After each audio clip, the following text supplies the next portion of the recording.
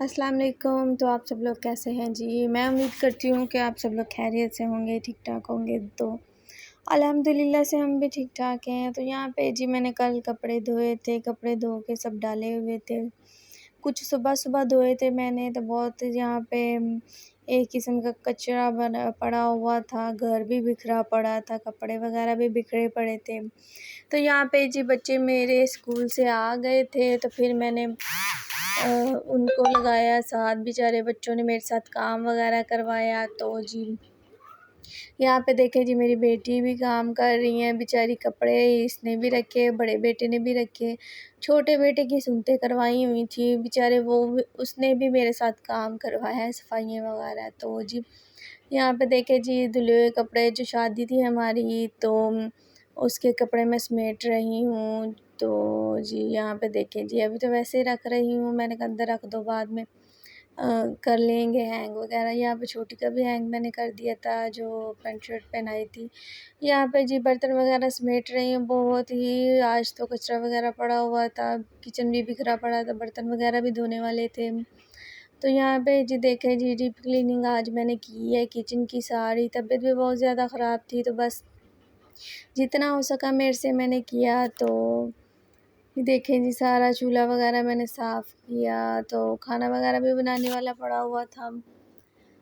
पहले मैंने कहा किचन की सफाई कर लेते हैं, फिर बाद में मैं सफाई वगैरह करने लग गई। साथ साथ में सब काम किए आहिस्ता आहिस्ता। तो यहाँ पे जी रात हो गई थी मुझे काम करते करते। तो यहाँ पे जी ये मैं दोपहर से व्लॉग बनाना शुरू हुई थी, तो रात हो गई थी।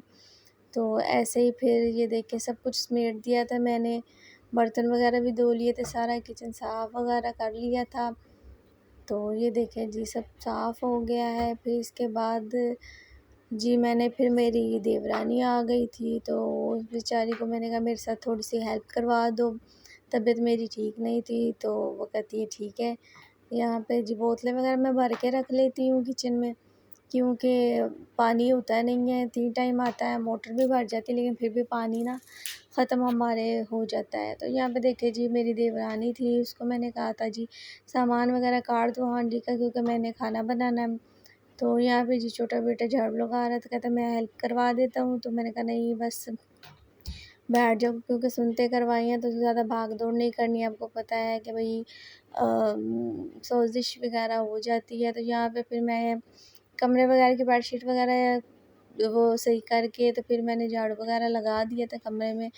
यहाँ पे जी ये इब्राहिम की सुनते हुई थी, तो उसको गिफ्ट मिले थे जी, उसके पापा लाए थे। गाड़ी वगैरह 2 लाए थे, एक बड़े की एक छोटे की, और बैट बॉल लाए थे। तो यहाँ पे जी मैं बना रही हूँ कलेजी पोटे। तो यहाँ पे जी मैंने साफ़ करना शुरू कर दिए थे।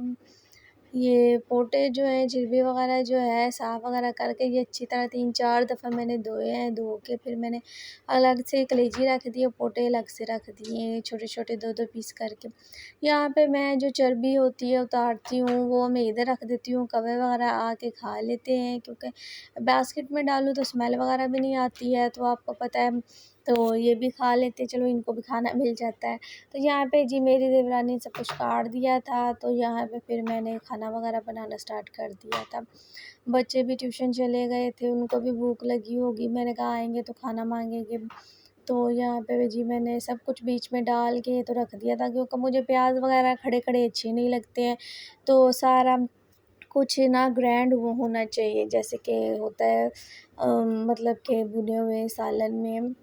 तो ऐसे ही मैंने फिर दड़ा मिर्च वगैरह डाली, नमक वगैरह जो भी हल्दी जो भी मसाला खाने में डलता है हांडी में, वो सब कुछ मैंने डाल दिया था जी।